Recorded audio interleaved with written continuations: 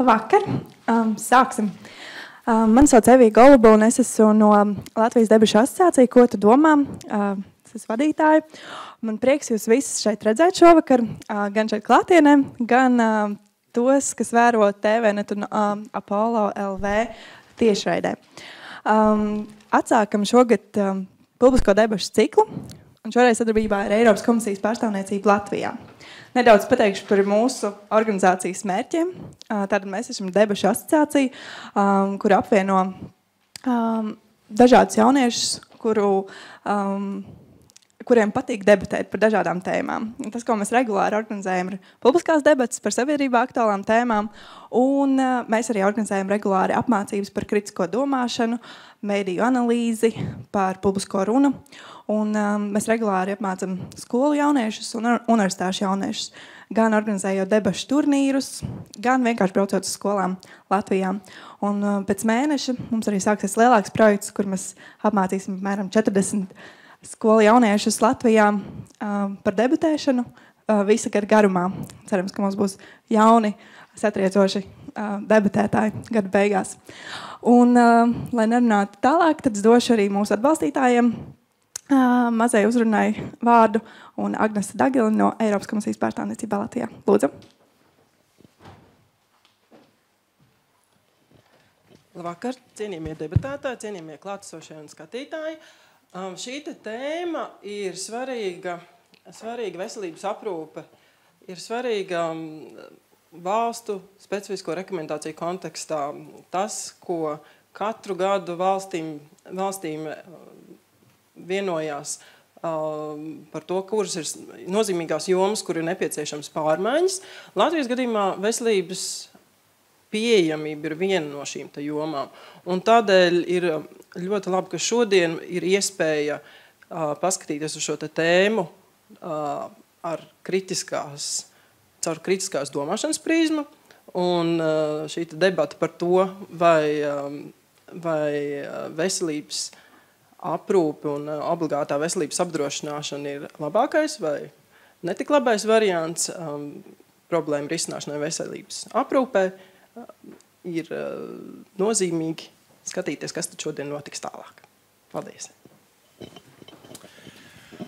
Labvakar! Liels paldies Evijai un Agnesei par sākumu uzrunām, un man ir liels prieks jūs visus sveikt šeit. Mans vārds ir Mārtiņš Vaivads, es arī pārstāvu organizāciju Ko tu domā? Un man ir prieks jūs sveikt klasiskā debatē. Tas, ko mēs tagad redzēsim, mēs redzēsim debates, kur divas komandas, valdība un opozīcija, debatēs 3-3 pēc diezgan skaidriem definētiem noteikumiem par tēmu, vai obligātā veselības apdrošināšana ir piemērota Latvijai.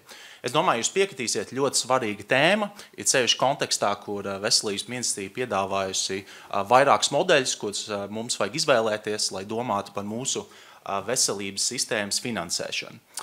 Un tas, ko jūs tagad redzēsiet, kā gan no valdības puses, gan no opozīcijas puses runātāji katrs teiks 5 līdz 7 minūšu gadu runu.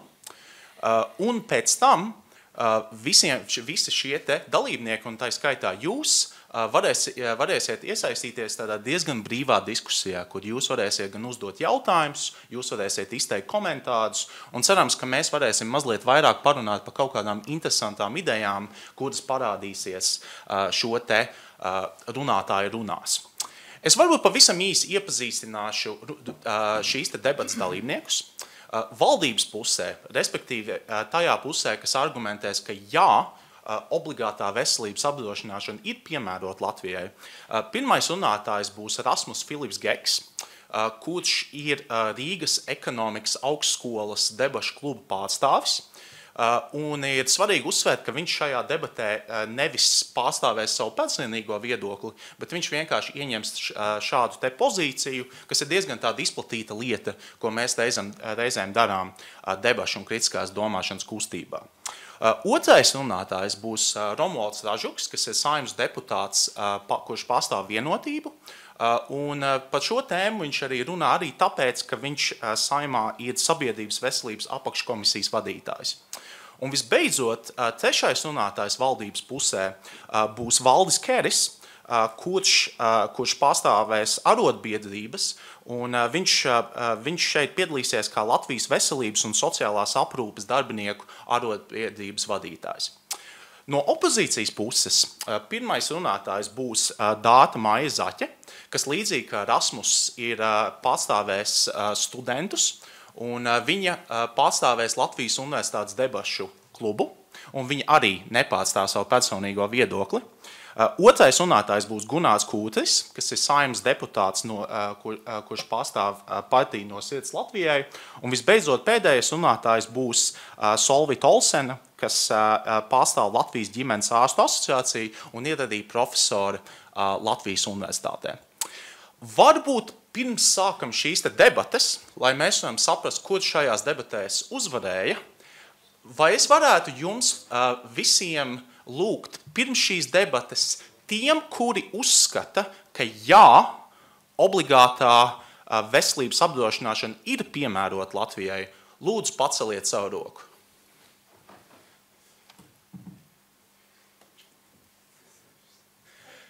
Izstāsta, ka jā. Un tie cilvēki, kur uzskata, ka nē, obligātā veselības apdrošināšana nav piemērota Latvijai. Izskatās, ka patiesībā pagaidām ir ļoti līdzīgi balsojums vismaz šeit klātienē. Es nezinu, kā ir tiem, kas seko mūsu debatēm TVNet un Apollo, bet redzēsim, kā šīs debatas izmainīs šo viedokļu sadalījumu. Tāpēc man ir milzīgs prieks dot vārdu valdības pirmajam runātājam Rasmusam Filipam Gekam.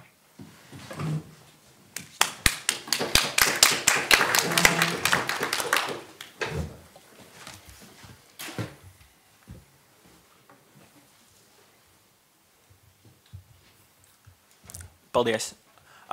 Es domāju, ka nevienam nav ilūzijas par to, ka mums Latvijā eksistē nopietnas problēmas veselības nozarē. Mums pietiek paskatīties uz jebkuru statistiku, vai tā ir statistika par mūsu sagaidāmo dzīves ilgumu, par to, cik daudz mēs tērējam uz vienu iedzīvotāju, to, cik daudz mums izmaksā veselības aprūpe, vai to, vispār cik ilgi mēs dzīvosim, vai cik grūti mums ir dabūt veselības pakalpojumus. Mēs visu laiku esam tajā zemajā galā salīdzinot Eiropas Savienību, salīdzinot ar citām OECD valstīm. Un pietiek pamēģināt aiziet pie ārsta, lai saprastu, cik sarežģīts un grūts tas process var būt, ka tu īsti nevar saprast, kur tev jāiet, par ko tev ir jāmaksā, vai mēģināt dabūt operāciju, vai tev ir iespēja operāciju dabūt, nav iespēja operāciju dabūt, vai tev jāmaksā aploksnē, vai tev nav jāmaksā aploksnē. Es domāju, mēs visi piekrītam abās pusēs, ka mums ir vajadzīgs veids, kā šīs problēmas risināt, tāpēc mums šobrīd ir tik aktīvas diskusijas par to, kāds ir labākais veids, lai šo uzlabotu. Un tas, par ko mēs šodien debatējam, ir divas lietas. Vai mums vajadzētu risināt šo problēmu, mēģināt uzlabot veselības nozari, izmantojot obligātu apdrošināšanu, vai mums to vajadzētu mēģināt darīt kādā citā veidā, kā es domāju, mums pateiks opozīcija. Tas, par ko mēs nedebatējam šeit, ir par to, vai veselības nozari vispār vajag reformēt, vai par to, vai mums vajag vairāk naudu, tāpēc, ka tā ir taisnība neatkarīgi no tā, kuru no finansēšanas modeļiem mēs izvēlamies. Jo bez vairāk līdzekļiem, vairāk naudas mums nekad nebūs iespēja kādā veidā uzlabot šo nozari. Pirms es runāju vispār par argumentiem, es varbūt nedaudz mēģināšu konceptuāli ieskicēt to, kā veselības nozare strādā pasaulē un kādi ir šie modeļi, ko mums ir piedāvājusi veselības ministrija. Tad tas, kā uz veselības nozari var skatīties, ir tādā kā spektra ziņā saistībā ar to, kādus modeļus izmanto valsts. Tad vienā galā, tajā kreisajā pusē mums var būt valstis, kurās veselības nozare pilnībā tiek kontrolēta no valsts puses, proti privātie apdrošinātāji gandrīz neko nedara. Principā cilvēki maksā nodokļus, un tad nodokļu nauda tiek paņemta un ielikt veselības nozarē, un veselības nozare pārsvarā ir pieejama visiem. Tad otrā galā mums var būt tāda sistēma, kur apdrošinātāji spēlē ļoti nozīmīgu lomu, proti veselības aprūpe notiek galvenokārt caur apdrošinātājiem, lielākā daļa cilvēku ir apdrošināti, un valsts spēlē tādu kā mazāku lomu. Šāda sistēma, piemēram, Nīderlandē, Luksemburgā un citās valstīs. Tad mums var būt kaut kas arī pa vidu, teiksim, tas, kas ir Igaunijā, kā valsts uztaisa savu veselības fondu, un cilvēki veic kaut kādu regulāro maksājumu tajā fondā, un tad viņi apmaiņā pret to saņem veselības aprūpi. Tas ir tas, apmēram, kā izskatās veselības aprūpe, un lielākā daļa valstu atrodas tajā spektrā kaut kur pa vidu. Tās atšķirības dažādās valstīs ir tiešām dažādas. Nevar pateikt, ka divas valstis izmanto pilnīgi vienādas veselības aprūpes sistēmas. Tas ir viens. Otrs ir saistībā ar veselības ministrijas piedāvājumu. Veselības ministrija ir piedāvājusi 3 dažādas finansēšanas modeļus. Pirmais ir mēģināt pārdalīt nodokļus mēģināt pārdalīt vairāk nodokļus veselības nozarē. Proti, mēs paņemam naudu, kas šobrīd budžetā ir citur, un iedodam vairāk naudu veselībai. Otrs modelis, kas nav tas, par ko mēs runājam, ir tas vairāk tā kā Igaunijas piemērs, ka mēs ieviešam jaunu veselības nodokli, un tad tā kā nodokli, ka cilvēki maksā vēl papildus naudu valstī par veselību, un tad tikai tie cilvēki, kas maksā to, tad pretī par to saņem veselības apdrošināšanu. Tad trešais modelis, kas ir vistuvāk tam, par ko mēs runājam, ir šī obligātā apdrošināšana. Tas, kā tas izskatās, ir, ka visi cilvēki, kas ir darbspējīgi, visi cilvēki maksā kaut kādu noteiktu summu mēnesī apdrošinātājiem.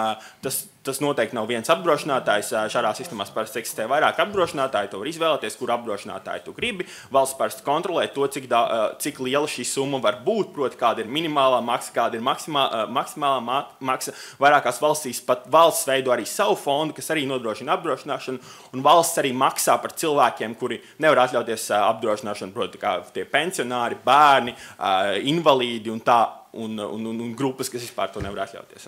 Tad tas ir apmēram tas, kā tas izskatās. Jā, tas bija ilgi. Tad argumenti. Pirmais arguments. Mēs uzskatām, ka šāda veselības apdrošināšanas sistēma mums atļauj, un šāds finansējuma modelis mums atļauj risināt strukturālas problēmas, kas eksistē veselības nozarē, un šīs problēmas mēs nevaram risināt ar nevienu no citiem piedāvātajiem finansēšanas modeļiem. Tad pirmkārt, veselības nozarē šobrīd tarifi par dažādiem veselības pakalpojumiem, ārstu algas vai vispār pakalpojumu kvalitāte ļoti neatbilstoši tam, cik tam vajadzētu maksāt vai tam, kādai šai pakalpojumu kvalitātei vajadzētu būt. Ja mēs paskatāmies, piemēram, uz tādām lietām kā ārstiem, kas sniedz rehabilitācijas pakalpojumus, tad valsts noteiktās pakalpojumu cenas ir daudz mazākas nekā pakalpojumu cenas, kas ir tirgu. Ja mēs paskatāmies no otras puses, kad reģionos, piemēram, ārstiem ir jāmaksā daudz lielāki tarifi, un tad viņi prasa papildus budžetu no valsts naudas, tāpēc, ka viņi nevar atļauties ar esošajiem tarifiem nodrošināt tos pakalpojumus, ko viņiem vajag. Tas tirgus ir ļoti nesakārtots, un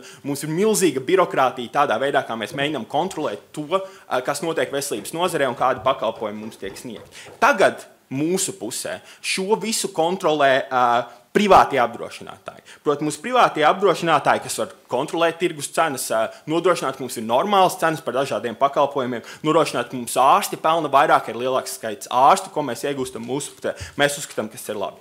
Otrakārt, runājot par privātajiem apdrošinātājiem. Šobrīd Latvijas apdrošināšanas nozarē privātie apdrošinātāji apdrošina tikai uzņēmumus, kas vēlas apdrošināt visus savus darbiniekus.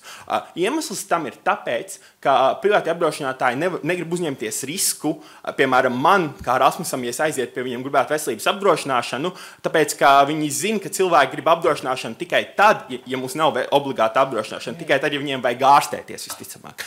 Tagad, kas izmainās, ka mums ir obligātā veselības apdrošināšana, ir, ka visiem cilvēkiem vajag iegādāties šo apdrošināšanu par to noteikto cenu. Tas nozīmē, ka tagad apdrošinātājiem, privātiem apdrošinātājiem ir iemesls sacensties starp klientiem, tāpēc, ka ir daudz klienti, kuri un viņi grib, lai cilvēki pērk apdrošināšanu pie viņiem. Otrakārt, viņiem ir iemesls izvērtēt pakalpojumu kvalitāti un to, kādus ārstniecības pakalpojumus mēs vispār iegūstam un sadarboties ar labākajiem pakalpojumu sniedzējiem. Mēs aizvietojam mūsu pusē to birokrātisko murgu, kas mums šobrīd eksistē, un mēs varam efektīvāk izvērtēt izmaksu pamatotību. Treškārt, mēs uzskatām, ka šis atļauj mums uzlabot veselības aprūpes sistēmas pakalpojumu efektivitāti. Pēc, ka mums tagad, kad es eju un iegādājos apdrošināšanu, man kā cilvēkam ir skaidrs, kādus pakalpojumus es dabūšu. Apmaiņā pret apdrošināšanu man ir skaidrs, kas man būs. Vairs nav politiskā iesaiste katru gadu, kad es nezinu, cik daudz naudas būs veselības apdrošināšanā, cik daudz naudas tiks ielikta budžetā. Mēs uzskatām, tas ir svarīgi, jo tas nav brīvs tirgus. Tas ir tirgus, kur valsts regulē to, cik maksā apdrošināšana. Valsts regulē to, ka visiem tas ir, un valsts izlīdzina risku apdrošinātājiem. Mēs uzskatām, ka šis ir labāks veids nekā esošais veids. Tas atļauj mums atrisināt birokrātisko murgu. Paldies!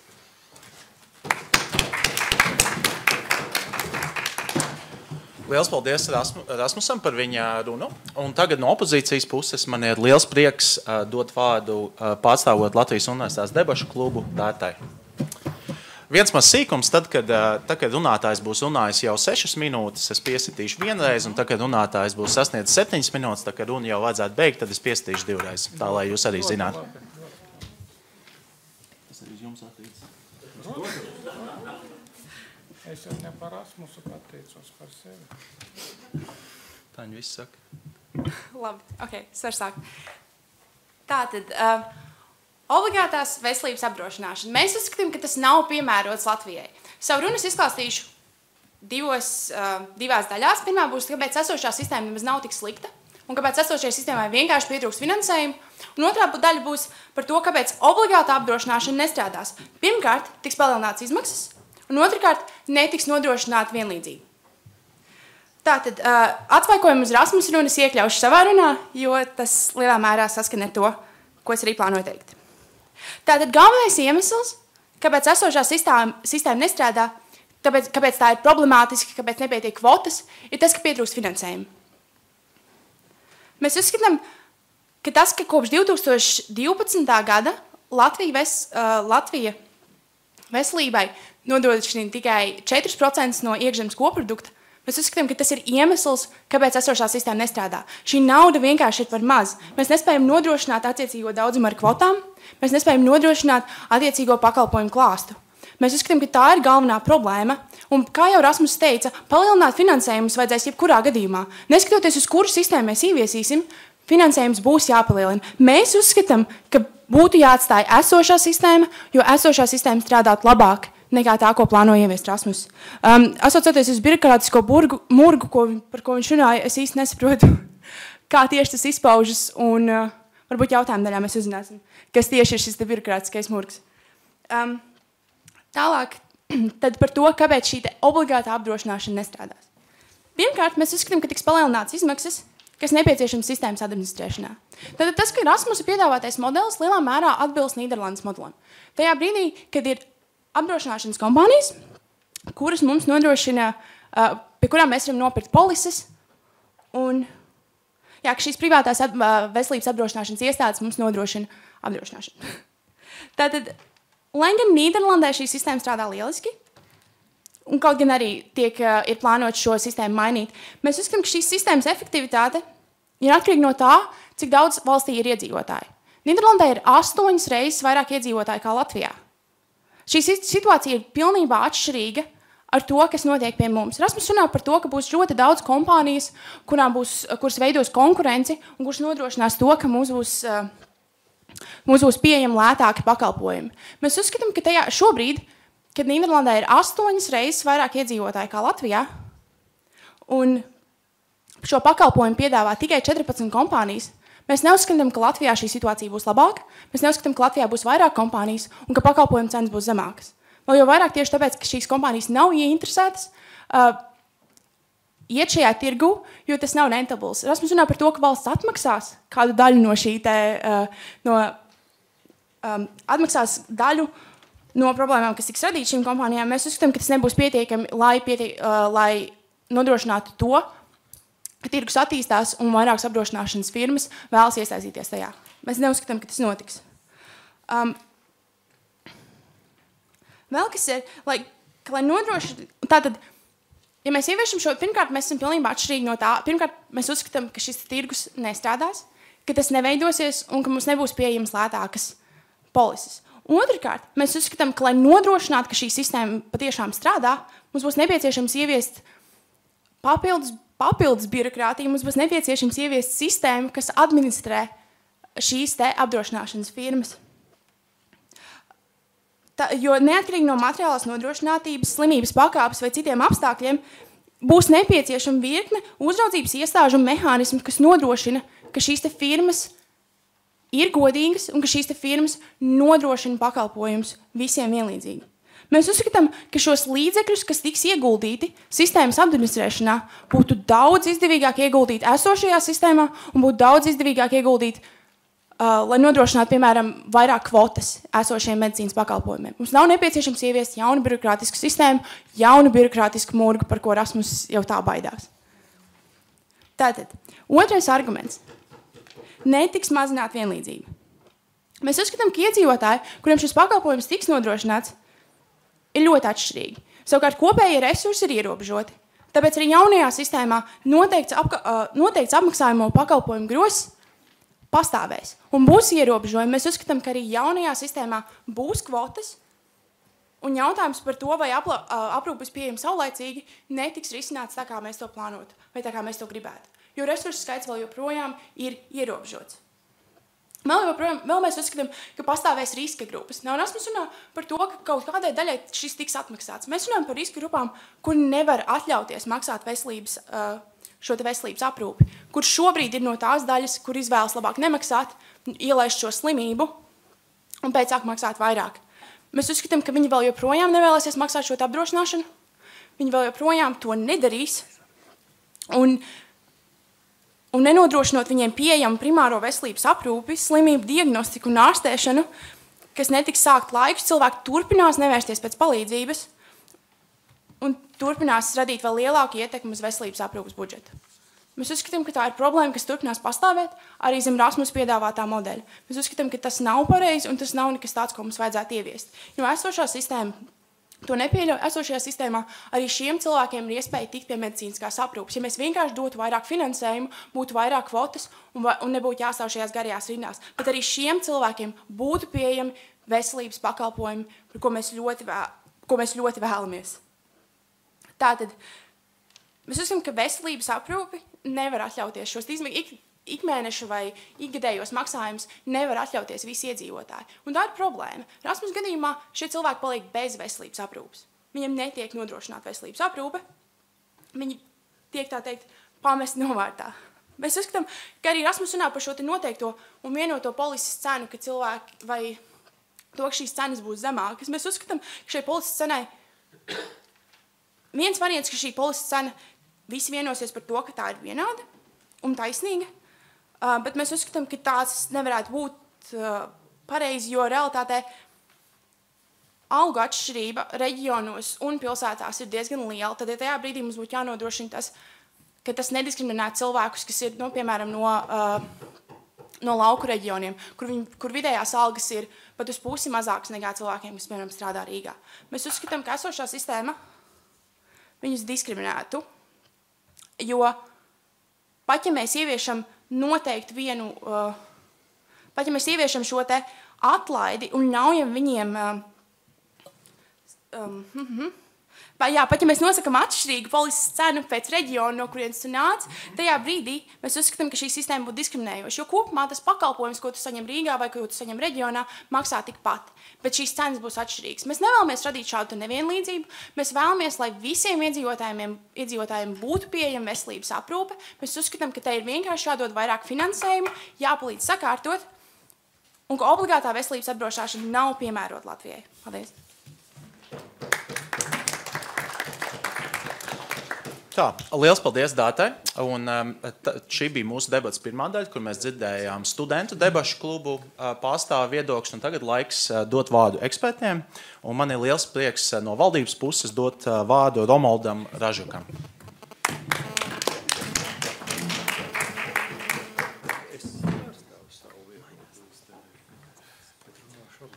Tomēr es pārstāvu Saimu. Dzirdams kaut kas, jā? Cienījamie kolēģi, debatētāji. Es domāju, pirms mēs sākam tālāk ieskrieties, mums ir jāsaprot, par ko mēs runājam. Jo apdrošināšana no šeit sēdošiem un tā putra, kas man no jauno kolēģu galvas ir klausoties par apdrošināšanu, liecina, ka apdrošināšanu katrs no mums saprot savādāk. Nav runas par Latvijas bankas modeli ar privātiem apdrošinātājiem. Šis modelis ir interesants tikai viņiem pašiem, Latvijas bankai, un nevienam citam. Runa ir par reāli dzīvē eksistējošiem modeliem Igaunijā, Lietuvā, Horvātijā, Slovākijā, 16 Eiropas Savienības valstis. Un tā būtība ir tāda, ka apdrošināšana ir tikai daļa no finansējuma. Pirmā daļa – neatliekama palīdzība, ko garantē Latvijas Republikas satversmē, un vesela virkne diagnožu un stāvokļu – HIV, AIDS, tuberkuloze, no stāvokļiem grūtniecība, bērni – tiek apmaksāti no valsts pamatbudžeta. Tālāk tie, kas nevar pelnīt, pensionāri, bērni, invalīdi, vēl tur citas grupas, tie tiek apdrošināti no valsts budžeta. Un obligāta valsts veselības apdrošināšana, tāda tīra viņas veida, attiecas uz strādājošiem. Saprotiet tagad? Tā ir tā izšķiršanas. Kāpēc es esmu obligātas valsts veselības apdrošināšanas pusē, kāpēc es cenšu visu šo laiku, cik es esmu bijis 11. un 12. saima. Sākumā ar Ingrīdu Circeni, pēc tam bez Ingrīdas Circenes iestāties par apdrošināšanu. Latvijas veselības budžets ir 713 miljonu eiro. 700 miljonu. Lietuvas 1 miljārds 440. Divreiz vairāk. Un iedzīvotāju Lietuvā nav divreiz vairāk. Izreikinot pēc iedzīvotāju skaita, Latvijas veselības budžetam ir jābūt vismaz 1 miljārdam. Iztrūkst 300 miljoni eiro. 300 miljoni. Tas ir vairāk nekā Latvijas aizsardzības budžets, vairāk nekā jebkura iedomājama summa. Katru gadu Latvijas Republikas ekonomika pieaug kaut kur par 180–200 miljoniem. No tiem tā ir tā summa, ko var sadalīt. Izglītībai, aizsardzībai, pašvaldībām, visiem. Bet vidējā termiņa budžeta 3 gadiem daudz kas jau ir sen sadalīts un ieplānots 2 gadus iepriekš. Saprotiet? Tāpēc rezultāts kāds ir? 10 miljoni tikai piešķirti šī gada budžeta papildus veselības aprūpei. Es nerunāju par tiem 34, kuri paņemti uz valsts budžeta deficīta reikina, to mēs aizņemamies no nākamām paudzēm. Koalīciju valdības nevar tā kā Kuba visu budžetu novirzīt veselības aprūpei. Tāpēc es izdaru secinājumu, ka tādas naudas, 300 miljonu, lai mēs būtu vismaz Lietuvas līmeni, nerunājot jau par kaut kādu vairāk attīstītu Eiropas valsti, vienkārši daba nepastāv.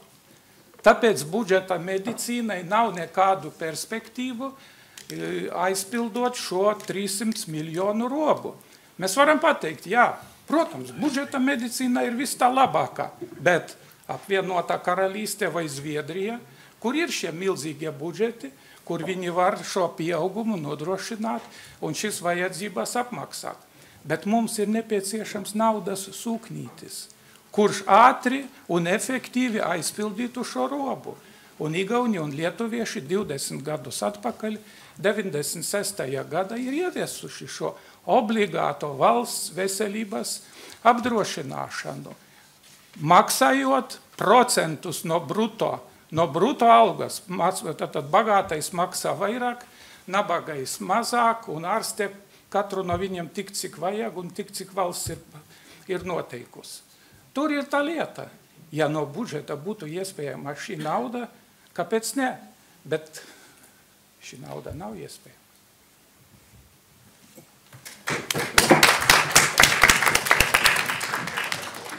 Liels paldies Daža kungam par viņa runu. Un tagad no opozīcijas puses liels prieks dot vārdu Gunāram Kūcē.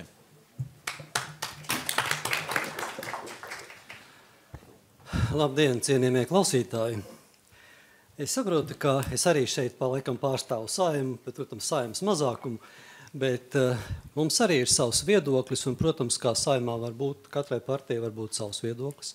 Man šajās debatēs gribas teikt savu viedokli, kas manas partijas viedoklis, un man liekas, ka saskan arī ar lielu daļu Latvijas iedzīvotāju viedokli. Kāpēc? Es, protams, šodien neatrisināšu jautājumu par to, kādam būs būt šim Latvijas veselības aprūpes finansēšanas modelim. Es varu izteikt tikai to, kas man liekas pozitīvais vai negatīvais tajā, ko es saskatu. Šodien sākot diskusijas, pilnībā piekrītu Ražuka kungam, ka mums vajag noskaidrot, par kādu apdrošināšanas modeli mēs runājam, jo es sapratu, ka šodien valdības pozīcijas pārstāvji Tā kā runāja tā kā par privātajiem apdrošinātājiem, kur būs labāk, vai tā kā par valstī apdrošinātājiem. Tā kā šeit varētu būt, es īsti nesapratu, kādu modeli aizstāv šodien par runātāju. Bet, kur es nevaru piekrist Ražuka kungam, tad man liekas, ka veselības ministrijas budžetā ir 770 miljoni. 713 ir paredzēta ārstēšanai un medikamentu kompensācijai. Tā kā ļoti viegli var pazaudēt kādreiz 60 miljonus. Bet šodien runājot par šo tēmu, man gribētos teikt, ka veselības obligātā veselības apdrošināšana tādā modelī, kā bija piedāvāts no Latvijas bankas puses, kur es sapratu, ka tas bija galvenais šīs dienas it kā varbūt par virziens. Manuprāt, nav īsti godīgi, un arī šos otrais virziens, ko minēja, ka valstī apdrošināt, nav īsti godīgs attiecībā pret Latvijas iedzīvotājiem. Es šeit negribētu lietot pārāk ķecerīgu vārdu par noziedzīgu rīcību. Kaut gan, ja man kā juristam būtu jāanalizē šī situācija, tad es teiktu tā, ir ļoti aizdomīgi, kāpēc mēs gribam no iedzīvotājiem paņemt naudiņu un procentu. Ja šobrīd veselības dienas administrēšanai izmanto 1,5% no šīs kopējās summiņas, tad privāti aprūpētā administrācijā izmaksā saglabā 17 līdz 19%. Vismaz tā ir valdības dokumentos rakstīts. Vai mēs šos vairāk kā 10% gribam pazaudēt administrēšanai, izvalkot no obligātā kārtā cilvēku maksātās naudiņas? Otra lietiņa, kas ir,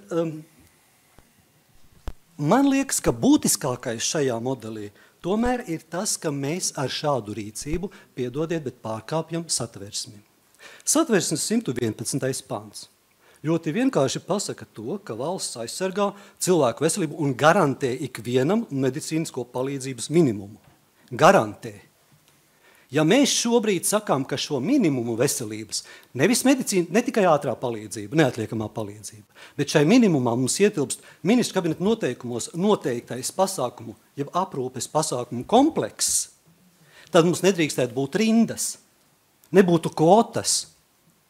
Un ja mēs uzskatām, ka tas ir minimums, jo satversmes tiesa vienā no spriedumiem, neierakstīja spriedumos, vienu konkrētu frāzi, valdība nevar pateikt, ka aprūpes minimums ir tikai neatliekamā palīdzība.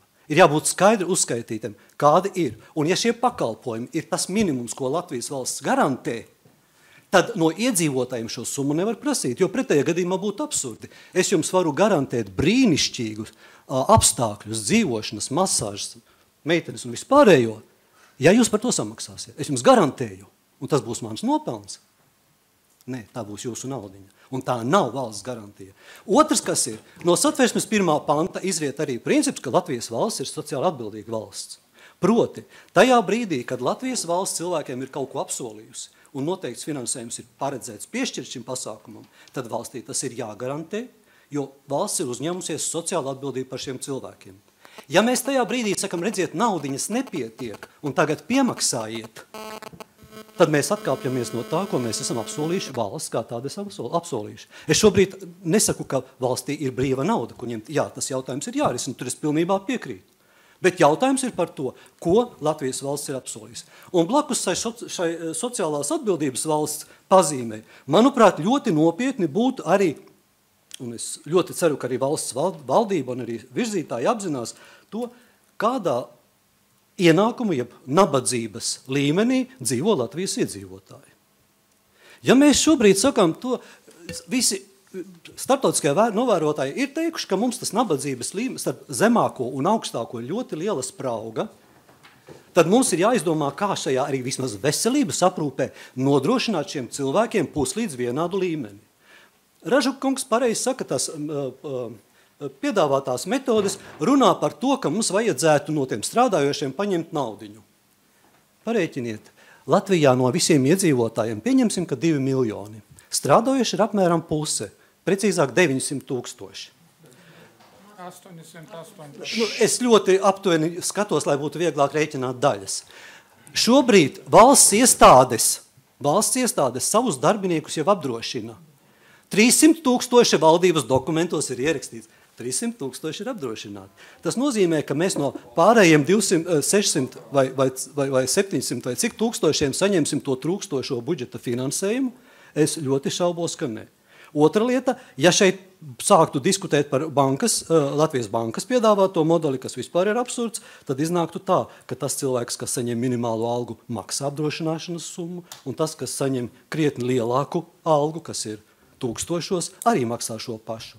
Un viņi saņem tad vienādu medicīnisko pakalpojumu. Es domāju, ka cilvēki, kuri vēlas sev veselības aprūpē gūt krietni labākus apstākļus, televizors, džakuzi un vispārējo, piedodiet par varbūt izsmieklu, viņi var maksāt brīvprātīgu apdrošināšanu, jā. Bet minimālais apjoms, man liekas, tas ir jānodrošina valstī. Paldies!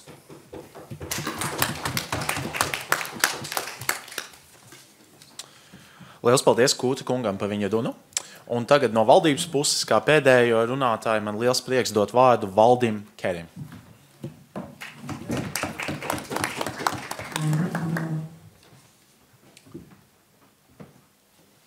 Labvakar, godātie klātesošie.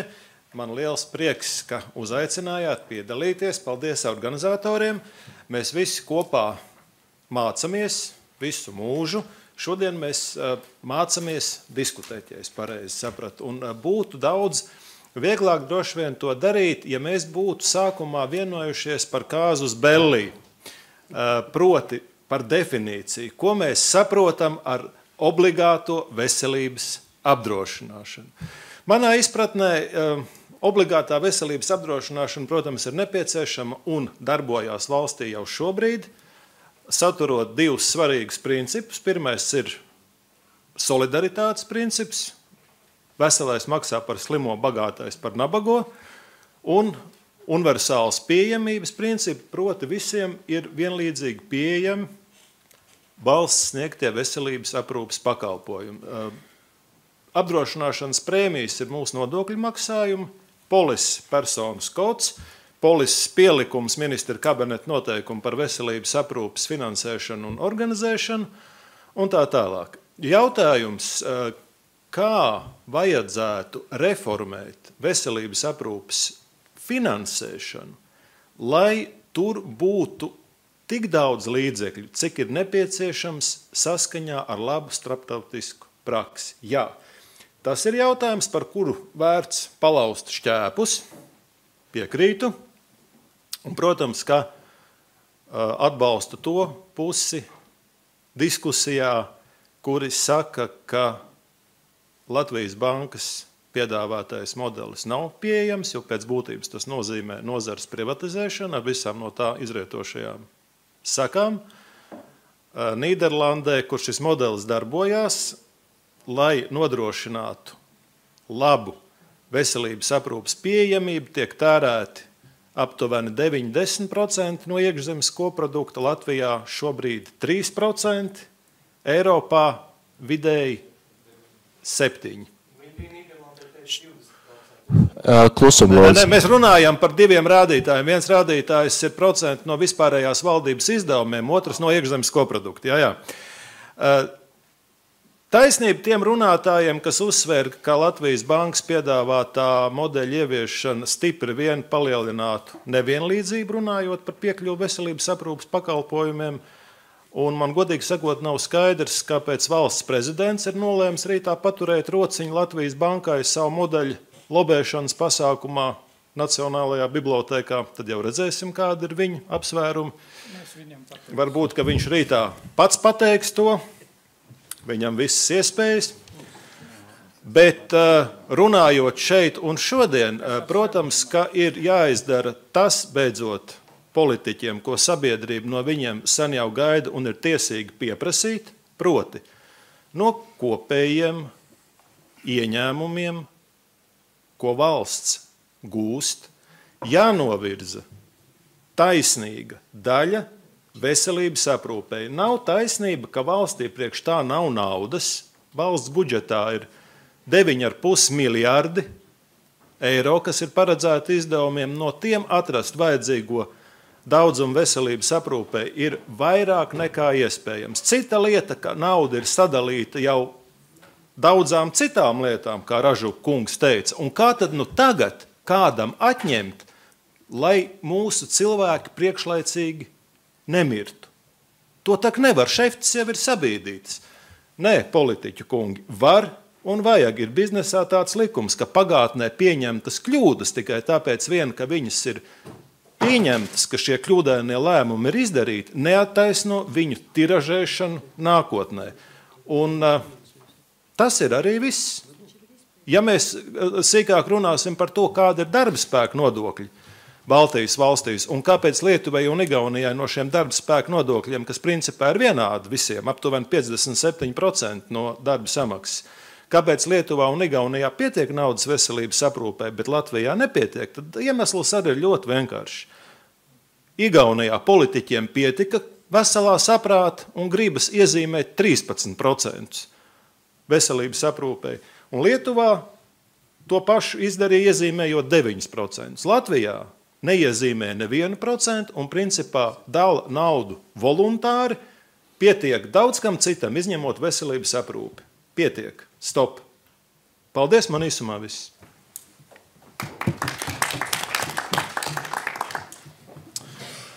Liels paldies Kerkungam. Un tagad no opozīcijas puses, kā pēdējo runātāju, man liels prieks pieteikt Solvitu Olsen.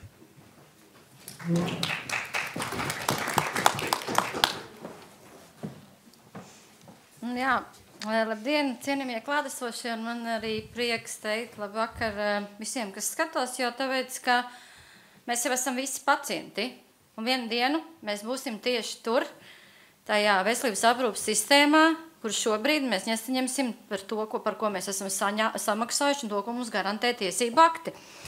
Un tāpēc protams, es pārstāvu gan pati personīgi, es esmu gan mācības spēks Latvijas universitātē, gan zvērināta advokāti, un kā advokāti es arī šeit pārstāvu Latvijas ģimenes ārstu asociāciju.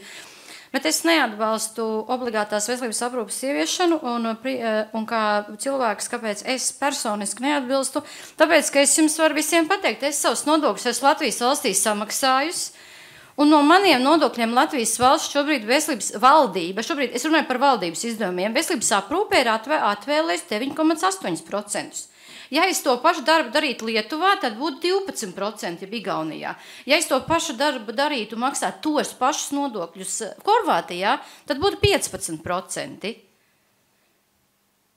Kā var būt? Un pasakiet, vai tas Horvātijā vai Igaunijā nav mums publiskās skolas, tiesas nestrādā un policija nestrādā?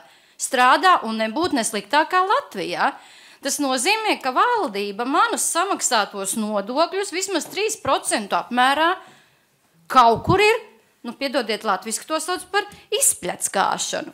Tā tas arī ir, jo es un visi jūs, mēs šo naudu valdībai budžetā esam iemaksājuši, un to liecina ļoti atzītu zinošu ekonomistu aprēķinu. Es esmu jurista un es tos neesmu izdarījis, bet Pasaules veselības organizācijas eksperti ir sarēķinājuši visus valdības ieņēmumus un reāli secinājuši, ka mēs jau visi esam to naudu iemaksājuši, bet jautājums, kur viņi ir? Ja kā es varu atbalstīt modeli, kas prasīs man maksāt vēl, man taču nav nekāda garantija, ka man atdos jau to šobrīd, jau atņem tos 3% un vēl neizpļackās vēl tos 3%. Kāpēc Latvijas ģimenes ārstu asociācija neatbalsta obligāto veselības apdrošināšanu? Tāpēc, ka Latvijas ģimenes ārsti reāli redz. Mums ir 25% no pacientiem, kuri jau šobrīd dzīvo uz nabadzības robežas, tāpēc, ka viņiem ir nepanesam veselības aprūpas izdevumi. Un ģimenes ārsts reāli tos nelaimīgos bankrotējušos cilvēkus katru dienu redz savā praksē. Kā ģimenes ārsts var atbalstīt sistēmu, ka šos nabadzīgos cilvēkus iedzīs vēl lielākā nabadzībā? Tāpēc ģimenes ārsti pilnībā pieprasa, lai valdība beidzot maina savus lēmumus un piešķir to nodokļu maksātāju naudu tiem mērķiem, kas ir svarīgi. Tāpat, ģimenes ārsti arī redz visas tās cilvēciskās nelaimes, kas slēpjās aiz tā, ka cilvēki nevar saņemt Latvijas ieņēmumiem atbilstošu veselības aprūpi. Latvija ir valsts, kas ieņem pietiekami lielu budžetu, un šajā brīdī, ja mēs esam gatavi tērēties tādiem ekstraordināriem, tādiem ekstra tēriņiem, kā vadāt valdību ar ārkārtīgi dārgām automašīnām un mazgāt bibliotēku par 100 000, vai, piemēram, katra mazā piltētiņa sarīko 3 dienas pilsētas svētkus, kuros uzaicina vismaz 10, ja ne vairāk mūziķus un dažādā citā veidā iztērē nodokļu maksātāja naudu, tad ne man, ne ģimenes ārstiem nerodās pārliecība, ka nodokļu maksātāja nauda tiešām ir iztērēta jēdzīgi. Jo tāpēc, ka cilvēkiem, kuri mirs no ārstējumām slimībām, iedomājieties savā ģimenē, jūs tērētu naudu jauniem aizskariem, jeb logu mazgātājiem, ja jums būtu vēzis. Jūs taču nopirkt par pēdējo naudu visus līdzekļus, lai no vēža izārstētos. Bet mums kaut kā šī ikvienā ģimenē, tāda esoša saprašana, tad, kad nonāk līdz domām par tautu, par sabiedrības labklājību, pazūd. Ko saka mums ekonomisti zinoši, un es šeit atsaucos pilnībā uz Pasaules veselības organizācijas ekonomistiem, Latvija reāli iekasē tik daudz šobrīd nodokļos, lai Latvijas budžets varētu mierīgi atļauties vismaz 12% no valdības izdevumiem, jeb 5% no IKP. Tie, kas apgalvo, ka naudas nesot veselības aprūpē, un tāpēc ir jāņem vairāk, jāsūknē, kā te daži teica, no mūsu kabatām vēl vairāk ārā, tas ekonomiski šāds apgalvojums nav pamatots. Tāpat es nepiekrītu arī šeit izskanējušam apgalvojumam, ka tur ir šausmīga birokrātija, jeb kaut kāds cits birokrātisks ārprāts. Jo tāpat reāli ekonomisti visi zina, ja HIV ārstēšanai zāles maksā noteiktu summu, tad par pusi no šīs summas var nopirkt tikai puspaciņa zāles, bet, kā mēs zinām, puspaciņa nav derīga ārstēšanas rezultātu sasniegšanai. Un līdz ar to vai nepērkam nemaz, vai pērkam visu paciņu. Savukārt nezinoši ekonomisti, kas arī rīko šīs sanāksmes un izstrādājuši visādas koncepcijas, viņi piedāvā Latvijā īstenot modeli, kurš nekur citur neeksistē. Pasaules veselības organizācijas eksperts tā arī teica, tas Latvijas bankas modelis ir kaut kāds izdomāts, tāds nekur neeksistē. Un vēl pie tam tie modeļi piedāvā daudz lielākā mērā palielināt budžeta izdevumus, salīdzinot ar tiem 12%, ko mēs šobrīd varam atļauties un kas būtu arī reāli izdarāms. Jo jebkurā gadījumā obligātā veselības apdrošināšana, viņi prasīs daudz lielāku administrēšanu, un ekonomisti, kas zina veselības ekonomiku, saka, ka mēs palielinot šos tieši sistēmas administrēšanas izdevumus, faktiski neiegūsim neko labākajā gadījumā, bet iespējams pat kaut ko zaudēsim. Tāpēc es protams, piekrītu Pasaules veselības organizācijas ekspertiem, un lielā mērā arī mani secinājumi ir balstīti šo speciālistu viedokli, jo, kā es teicu, es kā jurists paļaujos uz zinošiem speciālistiem un arī argumentētu viedokli. Un es arī uzskatu, ka obligātā veselības apdrošināšana novedīs pirmkārt pie fragmentācijas, pēc tam šī sistēma faktiski zināmu daļu slimus cilvēkus atstās vispār bez viņiem nepieciešamās palīdzības. Un lai arī kā mums nepatīk tie cilvēki, kas strādā ēnu ekonomikā, šie ir tāpat cilvēki, un tāpat viņi zinām pienesumu mūsu ekonomikai dod, pat ja viņi nemaksā savus ar nodarbinātību saistītos nodokļus. Un ātrāk vai vēlāk tāpat šie cilvēki tāpat nokļūs darba tirgu, un valsts varētu, protams, ar ēnu ekonomikas apkarošanu nodarboties, bet ne uz slimu cilvēku rēķina. Tas ir pilnīgi cits jautājums. Tāpat es uzskatu, ka, kā jau es teicu, obligātā veselības apdrošināšana palielinās izmaksas, un es pilnīgi piekrītu Pasaules veselības organizācijas ekspertiem, ka, ja mēs īstenotu veselības aprūpes finansēšanu reformu caur nodokļu politikas reformu, jeb nodokļu reformu kopumā, tad mēs sasniegtu gan politiski būtiskus iegūmus, gan tehniski būtiskus iegūmus. Un arguments, ka mūsu politiķi kaut ko nevar, liecina par viņu reāli nespēju. Ne jau par to, ka tehniski nav iespējams pārdalīt budžetu. Un ja politiķi kaut ko nespēj, tad ir jautājums, kāpēc mums tādi politiķi ir vajadzīgi.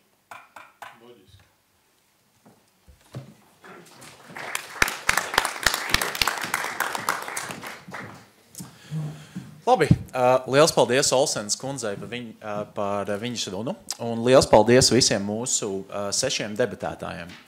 Šī bija mūsu debats pirmā daļa, kur jūs dzirdējat abu pušu viedokļus.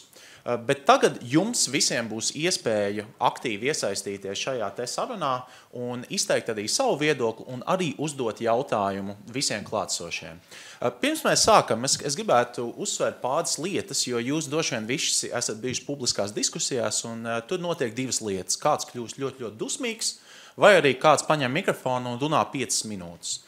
Lūdzu, nedariet nevienu no šīm lietām, lūdzu, izturieties viens pret otru cieņu un arī uzdodiet īsus konkrētus jautājumus, kurus jūs uzdodat kādam konkrētam dalībniekam. Paldies. Jums atnesīs mikrofonu. Labvakar, Pēters Liškalns, LDDK. Protams, es saprotu, ka te ir neliela putra, kas ir apdrošināšana. Te ir neliela putra, kas ir apdrošināšana. Apdrošināšana pēc savas būtības ir riska izkliedzu sistēma. Vai tas tiek izdarīts caur nodokļu maksājumiem, vai tas tiek izdarīts no katra paņemot proporcionāli viņa ienākumiem, vai tas tiek izdarīts no katra paņemot fiksētu maksājumu, tas ir cits jautājums. Tā ir riska izkliedzu sistēma, un visi šeit runājušie runāja par apdrošināšanu pēc būtības. Žēl, protams, ka Kērkungs patiesībā nepārstāvēja valdības viedokli, kā tas būtu bijis, bet tas ir cits jautājums. Jā. Viņš bija varbūt ļoti precīzi apzīmējums. Jā.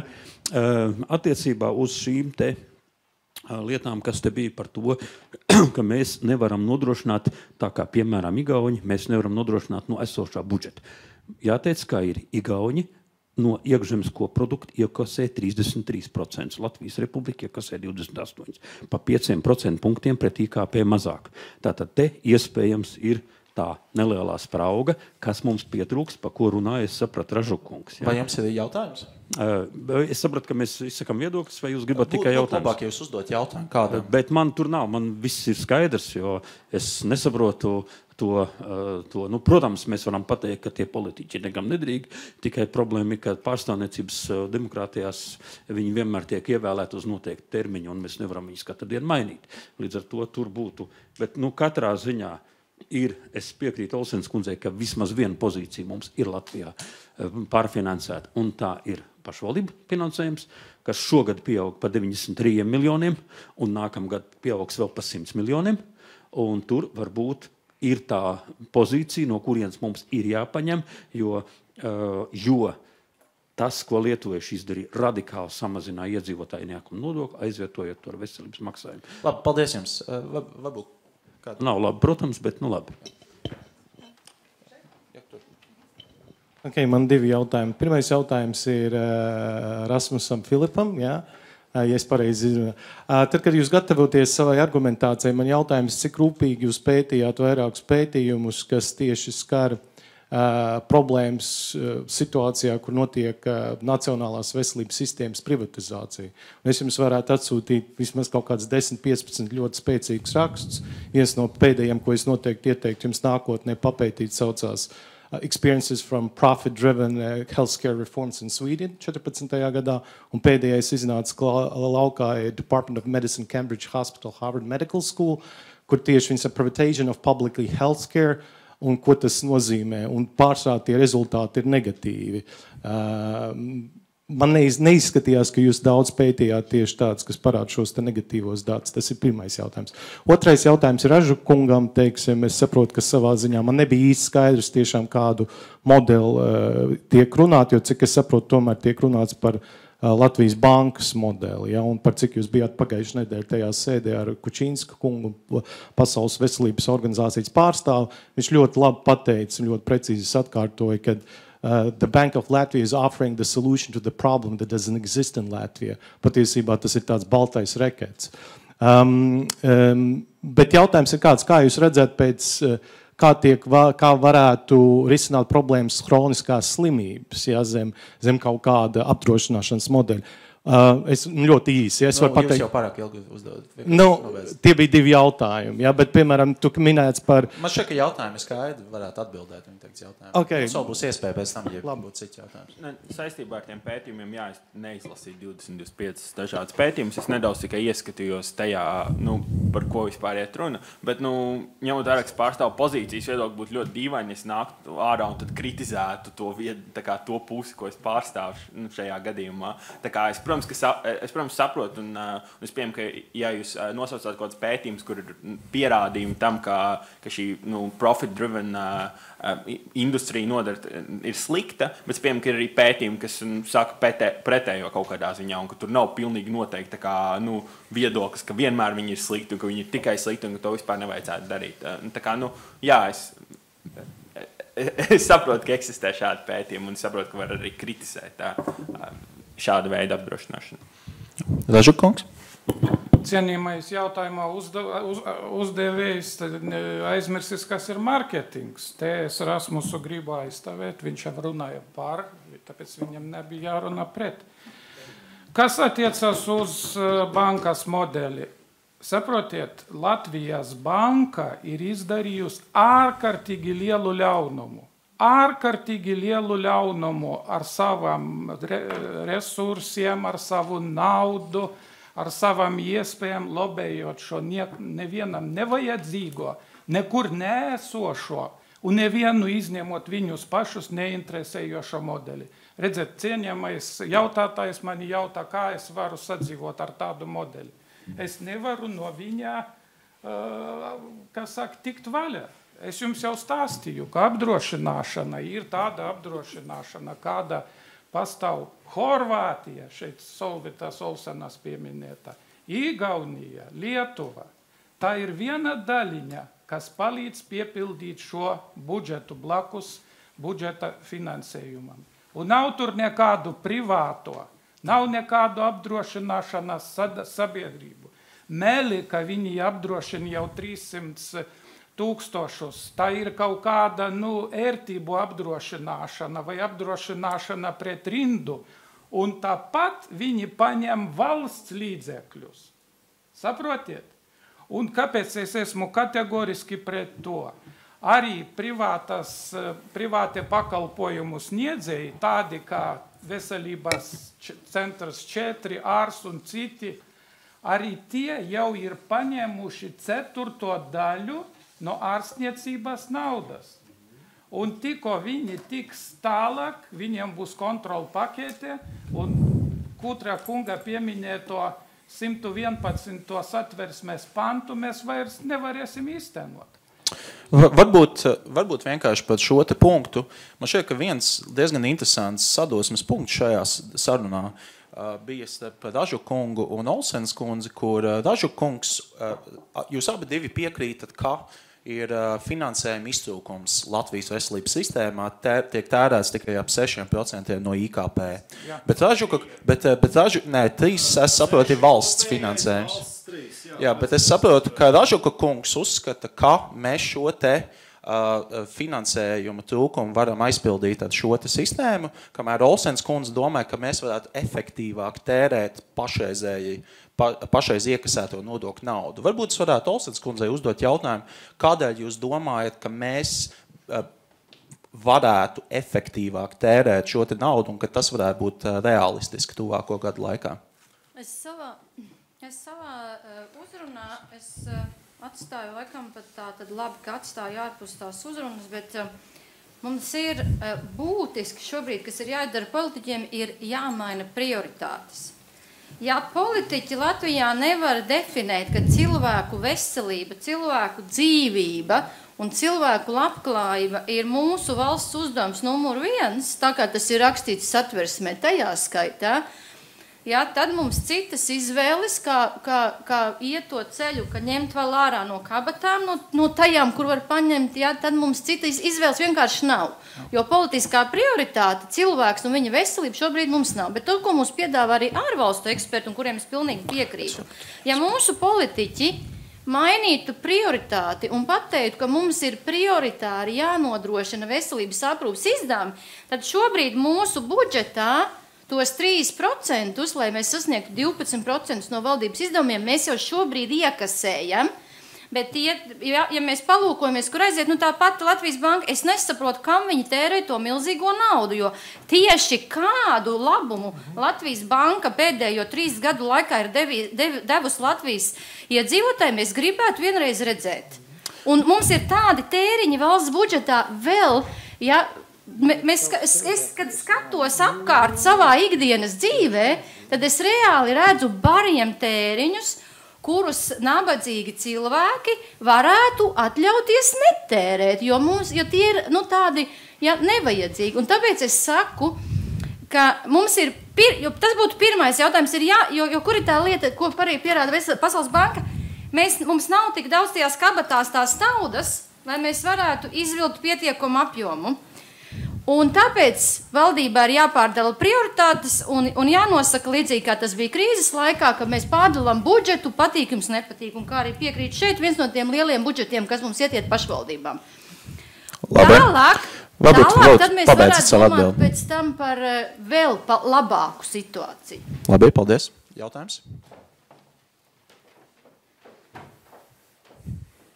Cienījamie debatētāji, debata nebija īsti balansēta, bija 5-1 īstenībā, nevis 3-3, bet tas ir diezgan tipiska situācija Latvijā. Viena lieta, kas man ļoti iztrūka šajā debatē, iztrūka saruna par izdevumu efektivitāti paša veselības sektora iekšienē. Un ir viena lieta, ko runātāji runāja daudz, tas ir par Latvijas bankas piedāvājuma būtību, bet vienu lietu izvēlējās nepateikt, kas arī Latvijas bankas pētījumā, proti, ka Latvijas veselības aprūpes sistēmas finansējuma iekšienē ļoti lielu īpatsvaru, daudz lielāku nekā citu valstu veselības budžetos, ir ieguldījumi infrastruktūrā. Tiek būvētas jaunas skaistas mājas, uzņemšanas zāles, diagnostika, dažādi aparāti, tiek ieguldīts reģionos. Salīdzinoši daudz mazāk proporcija no izdevumiem, kas ir veselības sektorā, aiziet tam, ko mēs gribam, pacientam un pieeja veselības aprūpei. Šī ir viena lieta, kas neizskanēja šajā debatē, es cerēju, ka viņi izskanētu. Un tad jautājums tiem 5 var izvēlēties atbildēt, kurš no tiem 5 vēlās. Ja? Es gribētu mazliet arī Filipu aizstāvēt. Tas, ko Latvijas banka, un es neaizstāvu, es esmu Eiropas komisija, nekādā gadījumā neesmu Latvijas bankas advokāts, bet ko viņi pasaka, šobrīd sistēmā ir ļoti daudz neefektivitātes. Ko dara privātais sektors? Privātais sektors skatās, kur neefektivitāti var samazināt. Viņi grib pelnīt, tāpēc samazina neefektivitāti. Un tāpēc laidīsim iekšā tirgu. Kāpēc mēs tik ļoti baidamies no tirgus mehānismiem, no Ādama Smita neredzamās rokas? Kāpēc mēs tik ļoti uzticamies valstī? Jo jau šobrīd valsts menedžē slikti. Mēs sakam, dosim vēl vairāk naudu. Kāpēc, lai mēs uzskatītu, ka viņi tiks menedžēti labi? Labi, paldies. Varbūt vispirms Circens kundzei. Viens mazs atgādinājums lūdzu arī, kad jūs uzdodat, lūdzu uzdodiet jautājumu kādam no paneļa dalībniekiem, nevis vienkārši izskiet komentāru. Paldies. Paldies par doto vārdu. Vispirms man jāsaka, ka vislielākā problēma ir, ka katrs runātājs runāja pilnīgi par citu tēmu. Apmēram viens par āboliem, viens par burkāniem, trešais par zirņiem, jo neviens nerunāja, tā kā teica, 1-5. Un tā lielākā problēma, kas vispār ir, ko nozīmē apdrošināšana. Apdrošināšana atšķirās no valsts budžeta finansējuma. Un kā Kera kungs teica, šodien ir apdrošināšana. Nav šodien mums apdrošināšana, bet ir stabils budžeta finansējums 2 pa mazu, tas, kas ir vajadzīgs. Mēs to visi zinām. To, ko teica par riska izklaidi Leiškalna kungs. Šī gadījumā var izkliedēt to, ko ir daļa iemaksājusi. Nevar izkliedēt starp maksātājiem un nemaksātājiem. Un tā ir Latvijas problēma, salīdzinot ar Igauniju un Lietuvu, jo tur saņem tas, kas iemaksā, un solidāri saņem no kopējās masas. Ja mēs visi iemaksāsim, tad mēs visi solidāri arī tērēsim. Un tas ir tas, kas ir jāuzsver, ja mēs runājam vispār par personificētiem maksājumiem. Jo nepersonificēts maksājums ir tas, kad viens nemaksātājs tērē par to, ko otrs ir iedevis. Līdz ar to, ja mēs skatāmies, kā veidot šo budžetu, tad, protams, ir jāsaprot, kas ir tā pazīme, ko mēs gribam vispār ielikt šajā likumdošanā. Un tie, kuri šodien maksā, ir ārkārtīgi negodīgi pateikt, ka viņiem ir jāmaksā vēl vairāk un vairāk un vairāk. Un līdz ar to arī par tā saukto bankas modeli pēdiņās, visi eksperti ir pateikuši, ka tas ir pilnīgi neiespējams, nesolidārs un apgrūtinoši jebkura veida izpildei, jo tur ir paņemts tā, ka visi tie, kuri ir strādājošo daļa, maksās vēl, un nav pateikts, ko darīs tie, kam ir minimālā alga, un ja viņi nemaksās, kas ar viņiem notiks, jo viņi nevarēs samaksāt. Līdz ar to es domāju, ka šodien likt uz diskusiju šo neefektīvo un neiespējamo, nerealizējamo modeli bija vienkārši neefektīvi. Mēs varam diskutēt par jebkuru jautājumu, bet šī gadījumā bankas modelis vienkārši atkrīt. Līdz ar to, ja atkrīt šāds papildus maksājums no strādājošo kabatām, atkrīt arī visas tas diskusijas, ko teica Olsenes kundze, jo no jūsu kabatas nekas apdrošināšanā nebūtu jāmaksā, neviens cents, jo iezīmējot nodokļa daļu, visi tie, kuri piedalās budžeta veidošanā, automātiski ir apdrošināti. Ja mēs salīdzinām, cik maksā par vidējo strādātāju viens apdrošinātais nodarbinātā persona un salīdzina, ko valsts maksā par atbrīvotajām kategorijām, kas ir 21 kategorija, tad tā ir apmēram 1:10. Un tādēļ mums nevajag nodarboties ar to, ka mēs ceļam maksājumu nodokļu maksātājiem, bet mums ir jāpasaka, visi nodokļu maksātāji ir atbrīvoti un maksā tikai valsts par tiem, ko atbrīvo. Un šī gadījumā viss nostājas savās vietās automātiski. Atļaujiet, es vēl vienu teikumu. Tas, kas saistās ar nodokļu iezīmēšanu, ir jāiezīmē tas, kas ir valsts daļa.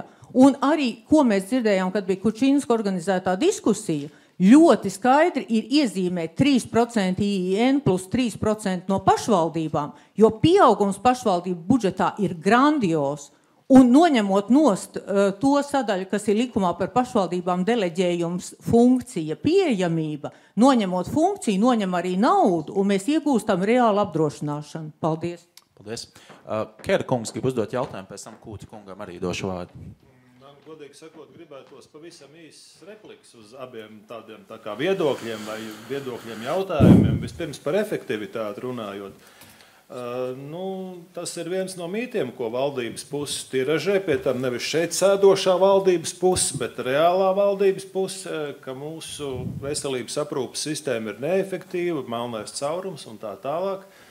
Profesors Brīģis neļaus man samalot, ir divu zolīdu autori, Makenbach un Makī, publicēts pētījums 2013. gadā, ko arī Pasaules veselības organizācija ir atzinusi par gan labu esam. Un šis pētījums, apkopojot pieredzi par to, kā daudzās desmitgadēs ir darbojušies Eiropas valstu veselības modeļi, parāda to, ka Latvijas veselības aprūpes sistēma pret ieguldīto naudas daudzumu uzrāda vienu no labākajiem rezultātiem Eiropā. To arī Circenes kundze savā laikā teica. Mums bija drusku domstarpības par dažiem formulējumiem. Mēs, protams, nevaram runāt par absolūto rezultātu, bet par rezultātu pret ieguldīto naudu mēs esam top 10. Nīderlanda jau pieminētā ir 4. vietā no beigām tanī pašā laikā, tā kā šo tēzi paturēsim prātā.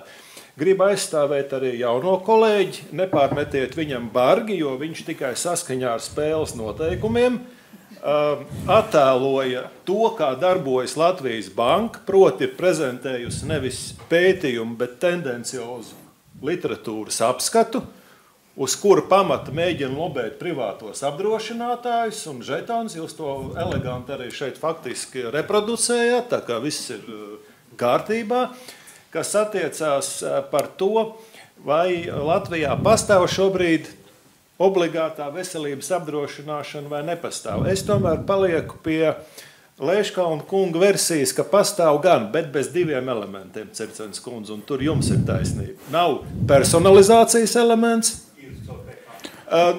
Jā, bet tad netiek, mēs jau neuzskaitām, cik precīzi kurš nodokļus ir samaksājis. Tas nav. Bet, varbūt neiejaucieties, paldies. Otra lieta tā, ka nav represīvā elementa. Vai tas būtu jāievieš par personalizāciju, varbūt tas vairāk motivētu cilvēkus maksāt nodokļus, tāpēc varbūt, ka būtu vērts iezīmēt mazu daļu no obligātām sociālās apdrošināšanas iemaksām par represīvajām metodēm.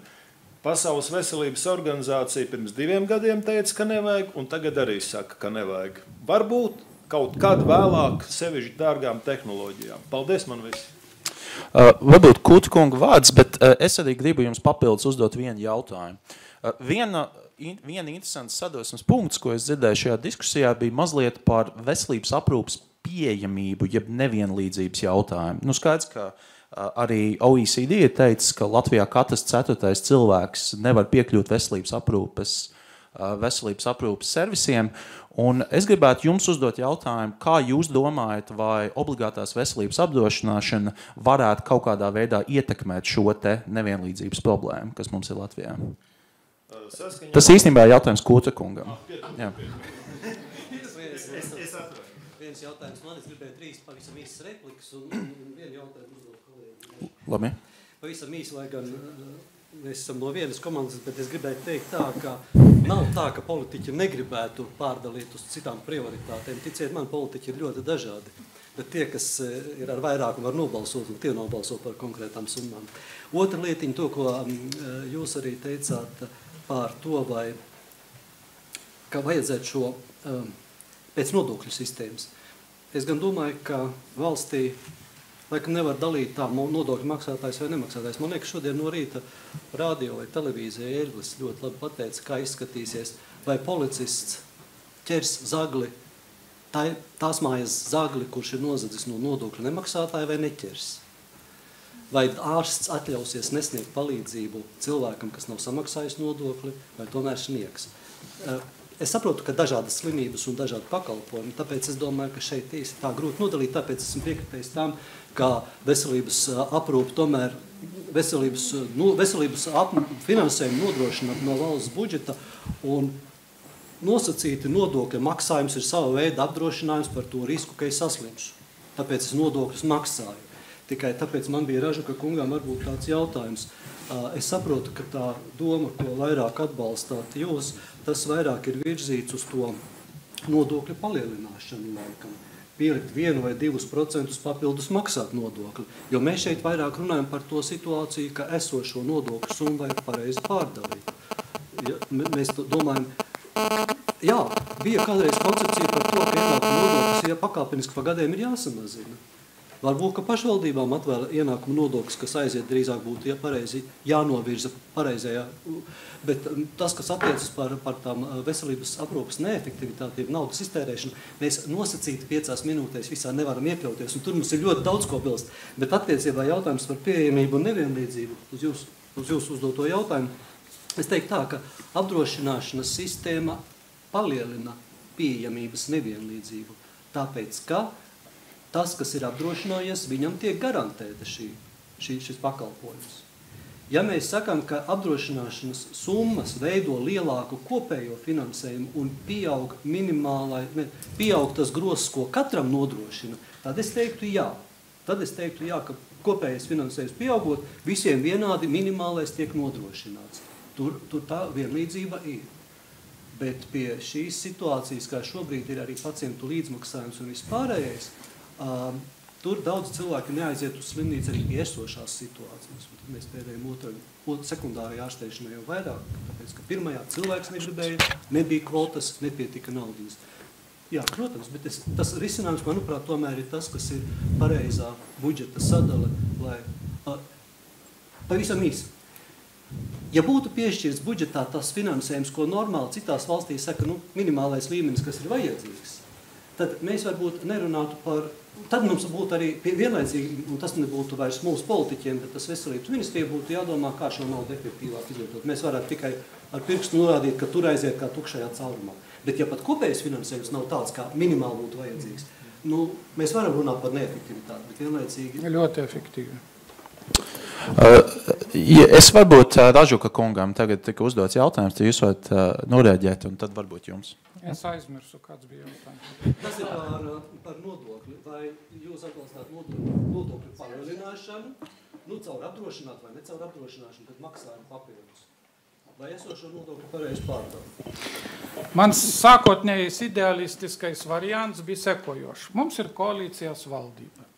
Tātad vienotība padalās ar 1% no sociālā nodokļa. Zaļie zemnieki padalās no PVN, kas vienmēr labi pildas. Gerhards, pašvaldību ministrs, pierunā Nacionālās apvienības tā kā paspārnē esošās pašvaldības atteikties no 1% iedzīvotu ienākumu nodokļu. Draudzīgi šis mīļās 3 partijas saliek visu kopā, attiecīgi izveidojot šo papildus finansējumu, ar ko tiek apdrošināti mūsu iedzīvotāji. Dabīgi koalīcijas valdības apstākļos tas nav iespējams. Ar putām uz lūpām katra partija un katrs ministrs brēc, es izcīnīju naudu savai nozarei.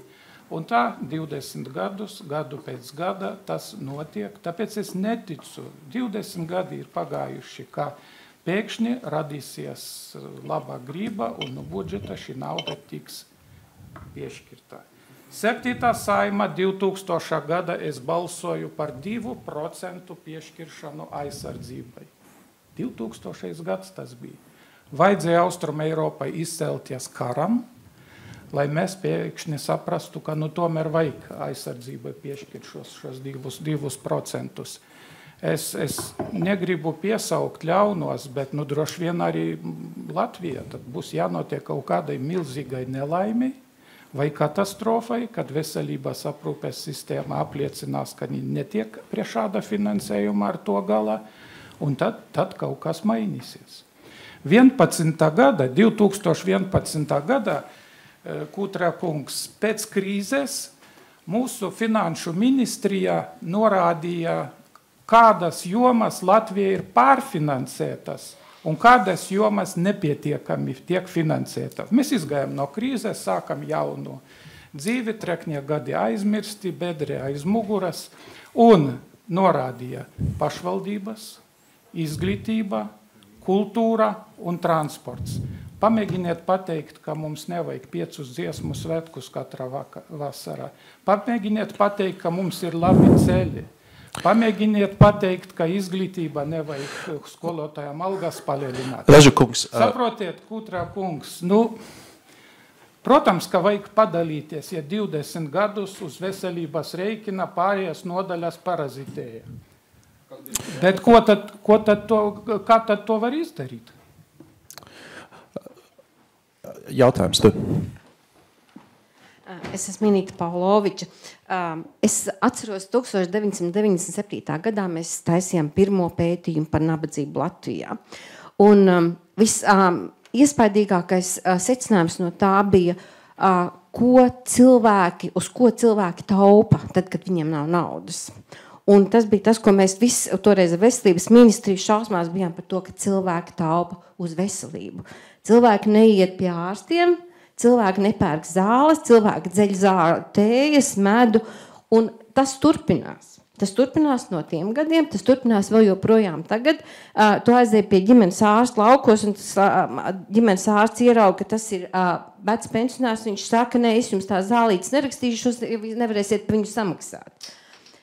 Nākošais jautājums ir, mēs nerunājam par to, cik cilvēki šobrīd samaksā papildus, lai tiktu pie ārsta pēc pakalpojuma. Ja, ļoti konkrēts piemērs manai mammai. Viņai bija insults.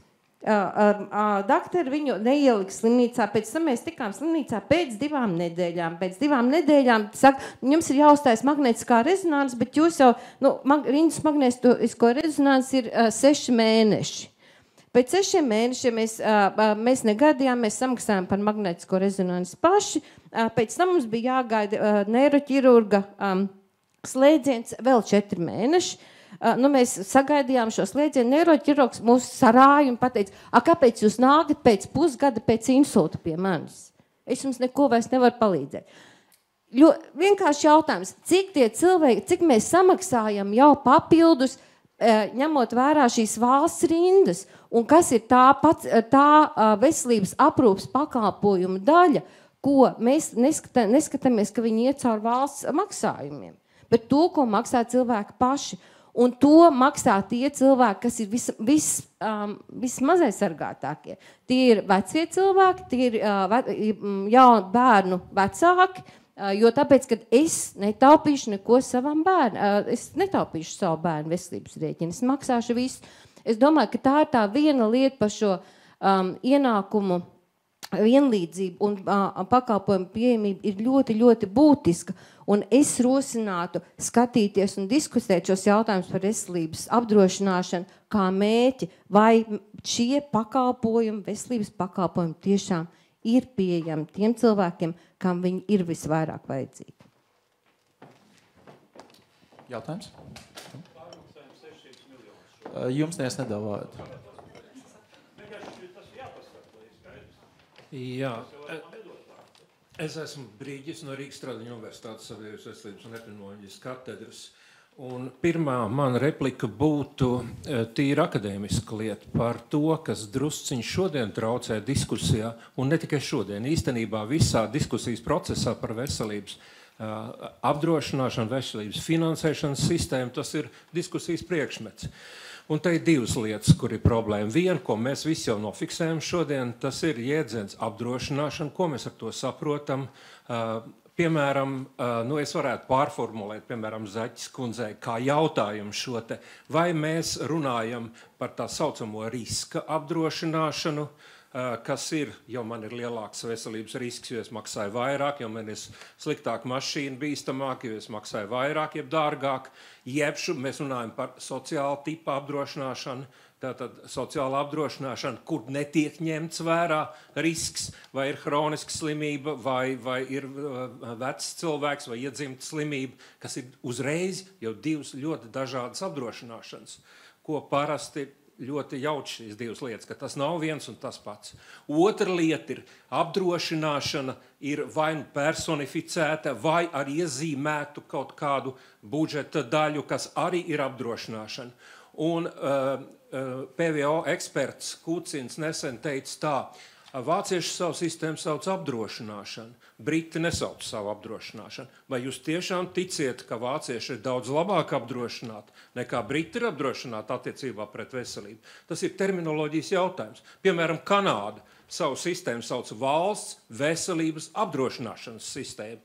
Kaut gan viņiem ir vispārējo nodokļu sistēma. Tāda sistēma, kā tas ir mums un Skandināvijā, Britiem un Dienvidu Eiropas daudzām valstīm. Tātad pirmā lieta ir diskusijas objekts, par ko mēs runājam. Un ļoti bieži katrs no mums runā par kādu citu no šiem variantiem, un līdz ar to ir tā kopa valoda ir diezgan sarežģīta. Otrs punkts, kurš šodien drusciņa izskanēja, un īpaši tas bija arī universitātes konferencē, mēs runājam par finansēšanas sistēmu, īstenībā lielā mērā par līdzekļu savākšanas kārtību, kādā veidā mēs iegūstam līdzekļus, un kādā veidā tas angļu vārds pooling, kādā veidā mēs apkopojam šos te līdzekļus. Un nākamā sadaļa, kur faktiski ir drusciņi jau cita, kā mēs to naudu tērējam, pēc kādiem principiem, un kā mēs pērkam, kā mēs samaksājam par pakalpojumiem, un tās ir īstenībā divas dažādas diskusijas. Ir, protams, saskars punkts, jo par to pašu menedžmentu, to tērēšanu, viņš var būt privāts, protams, viņš var iet caur fondu, bet tā ir cita diskusija. Un šeit, runājot par Latviju, protams, es pilnīgi man vārdu piesauc, tāpēc es saku, ka tiešām finansiālā efektivitāte Latvijā ir ārkārtīgi augsta. Ko mēs par 1 eiro izdaram, cits valsts nespēja to izdarīt, ko mēs izdaram par 1 eiro veselības aprūpē no šāda viedokļa. Tai pašā laikā tēriņa efektivitāte ir tāda lieta, lietderība, efficiency, angļu vārds, ko vienmēr var uzlabot. Un, piemēram, pagājušā nedēļā pirmo reizi veselības ministrija pieminēja jaunu jēdzienu, kas saucas stratēģiskā veselības pakalpojumu pirkšana. Tātad nevis pērk no visiem vienādi, bet ļoti diferencē jau pēc kvalitātes, pēc dažādiem kritērijiem, kas īstenībā priekš Latvijas jau būtu ļoti liels pagrieziens. Varbūt pēdējo ideju. Veselības finansēšana. Tātad mans jautājums bija Ražikungam, bet viņš atbildēja īstenībā uz mani jautājumu par to, kāpēc ir problēmas pārdalīt. Valdošā koalīcijā ir problēmas, lai nevarētu pārdalīt šo te naudu. Un piemēram, 1,1 miljārds budžeta naudas, kas aiziet tā saucamai valsts ekonomikas attīstībai. Labi, paldies. Dīvainais lietas 14 miljoni zemes fonds pret veselību. Kas tas ir? Bet tas ir retoriski, es noņemu savu jautājumu. Labi, paldies. Mēs lēnām tuvojamies mūsu debatas un diskusijas beigām. Tas, ko es gribētu pirms mūsu pēdējā balsojuma vēl izdarīt, es gribētu mūsu, mazliet tāpēc, ka mūs ierobežo laiks, mūsu 4 ekspertiem, katram dot tādu pēdējo vārdu, kas varētu būt tāds 1 līdz 1 minūtei garš komentārs, ko jūs vienkārši varbūt precizēt definīciju, varbūt uzsvērt kaut ko, kas bija jūsuprāt visinteresantākais šajā diskusijā, un pēc tam mēs varētu arī nobalsot, skatīties, kurš tad īsti ir uzvarējis šajās te debatēs. Varbūt Ražuk kungs? Paldies par izrādīto godu. Tiešām, ja manis nebūtu, es nezinu, ar ko jūs šeit nodarbotos, bet nopietni runājot, man šeit ir tāda, Brīgie kungs, tā kā medicīnas vēsturnieka loma, jo valdība ir pieņemusi lēmumu palikt pie budžeta medicīnas un gaidīt, kamēr atnāks Jēzus Kristus un ar 7 zīvim pabaros nacerēties tautu. Brīgie kungs, ja mēs pasakam apdrošināšana, mēs momentā zinām, no kurienes tā nauda nāks. Ja mēs sakam, paliekam pie budžeta medicīnas, tas nozīmē, mēs gaidām no Dieva vai vienalga no koalīcijas labumus, kuri var arī nenākt. Labi, paldies. Kūca kungs. Paldies. Man liekas, ka šīs dienas diskusijā, lai gan mēs nemēģinājām atrisināt šausmīgās problēmas, bet tikai izteicām katrs savu viedokli, ko gribētos redzēt, man ir prieks, ka laikam tomēr lielākoties, kas šeit pie galda, gandrīz visi atbalsta to, ka lielo apdrošināšanu, ko piedāvāja Lielā banka, to neviens negrib redzēt. Un par to mazo apdrošināšanu mēs strīdāmies, vai tiešām kādam būtu jāmaksā, vai tomēr pareizi tie budžeta līdzekļi jāsadala.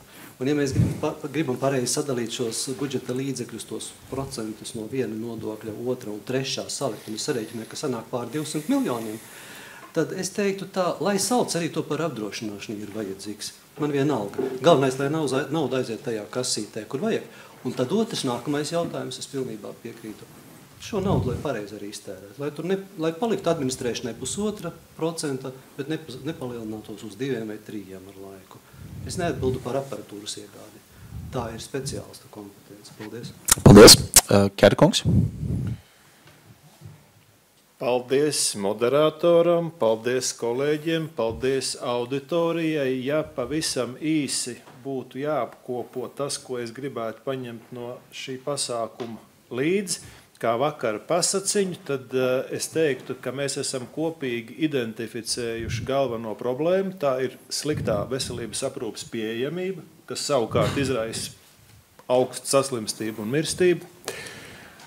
Identificējuši arī galveno problēmas cēloni, tas ir nepietiekamais, katastrofāli nepietiekamais nozares finansējums, un iezīmējuši arī līdzekli, kā to risināt, proti no pašreizējiem nodokļu ieņēmumiem ir jāatrod veidu, kā nozari finansēt atbilstoši labai starptautiskai praksē, nevis lietojot kaut kādas savstarpējas sarunāšanas principu, kā to līdz šim ir darījusi koalīcija. Un, ja mēs esam visas šīs lietas tā skaidri priekš sevis saskatījuši, tad mēs par tām varēsim izstāstīt arī citiem, un tā jau patiešām ir reāli un nozīmīgi mūsu šīs dienas diskusijas pievienotā vērtība. Vēlreiz liels paldies visiem par to, ka mēs to sasniedzām. Paldies, Kērkungs. Olsens kungs. Es gribēju teikt, ka mums ir ārkārtīgi svarīgi nepazaudēt Latvijas lielākā veselības aprūpes sistēmas vērtība ir visaptveroša veselības aprūpe visiem iedzīvotājiem, angliski Universal Health Coverage. Un es ārkārtīgi lūdzu arī visus klātesošos padomāt arī par tiem cilvēkiem, kas dažādu un ne jau to labāko apstākļu dēļ šobrīd strādā ēnu ekonomikā. Viņi maksā citus nodokļus, varbūt nemaksā iedzīvotāju ienākumu nodokli, bet šie cilvēki Latvijā ir vērtība, un viņu veselība arī Latvijai dos daudz lielāku pienesumu nekā viņu slimība. Jo tad, kad viņi nonāks bezpalīdzīgā situācijā, mēs tāpat maksāsim, un tāpēc es aicinu neatstāt kādu Latvijas iedzīvotāju grupu bez veselības aprūpes. Un savukārt es debašu klubam, kas ir ārkārtīgi laba iniciatīva un ārkārtīgi patīkam, ka šo debašu klubu rīko arī studenti, Es ieteiktu rīkot nākamo diskusiju par to, kādā veidā mēs varētu panākt, lai politiķi pieņem politiski atbildīgus lēmumus. Jo problēma tad ir koalīcijā ar lēmumu pieņemšanu. Un tā tiešām būtu svarīga problēma, ko mums visiem būtu jāapspriež. Kādā veidā mēs varētu ietekmēt šos politiķus, lai viņi beidzot sāk darīt atbildīgi savu darbu. Labi, liels paldies Olsens kundzei. Varbūt mēs tagad pavisam fiksi varētu nobalsot, un lūdzu tie, kas saka jā, Latvija, obligātā veselības apdrošināšana ir piemērota Latvijai. Lūdzu, paceliet roku. Varbūt šis nav īstais brīdis. Paldies. Vai nu nebalsojam, vai pārformulējam jautājumu?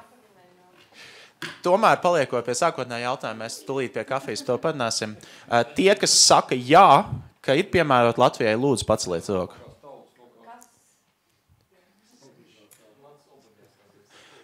Mazliet palielinājies cilvēku skaits, bet redzēsim. Tā, un tie, kas saka nē, nav piemērota.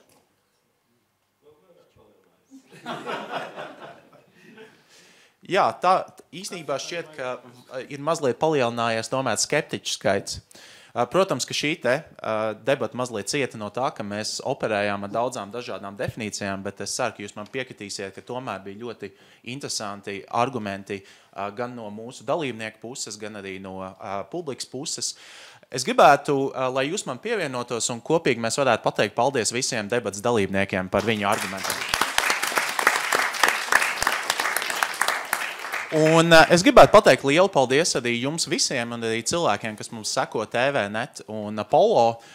Liels paldies, ka pieslēdzāties šai ko tu domā un Eiropas komisijas kopīgi organizētai debatei. Es ceru, ka jūs pieslēgsieties arī pārējām debatēm un arī mūsu jauniešu izglītības aktivitātēm. Protams, ka mums ļoti, jūs varat sekot mūsu aktivitātēm gan Twitter, gan Facebook, gan arī citās vietās.